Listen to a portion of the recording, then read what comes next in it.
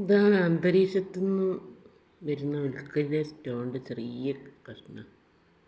46 carrot ഇട്ടുണ്ട്. അങ്ങനെയാണ് വന്ന് വീഴരുത്. വന്ന് വീണ് കഴിഞ്ഞാൽ ഭയങ്കര ഗർത്തങ്ങളായിത്തീരും. വലിയ കുഴി പറഞ്ഞാൽ നല്ല അത്രയും ശക്തിയിലല്ല, എത്ര ചെറിയ പീസായാലും നല്ല ഗർത്തങ്ങളുണ്ടാവും. ഇത് വീണ സ്ഥലത്ത് ഗർത്തം ഉണ്ടായിട്ടുണ്ട്.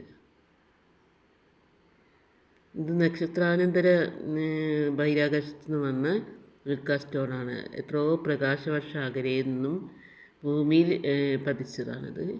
ഞാൻ ഇതിന് റിസർച്ച് നടത്താനിപ്പോൾ. നാസയിലേക്ക് പോകുന്നുണ്ട്. കുറച്ച് റിസർച്ച് നടത്തിയതുണ്ട്. ഡോക്യുമെൻറ്റ്സ് കൊടുക്കാൻ വേണ്ടിയിട്ട് സർവീസ് ചെയ്ത് പോകണം വിചാരിച്ചിരിക്കുക.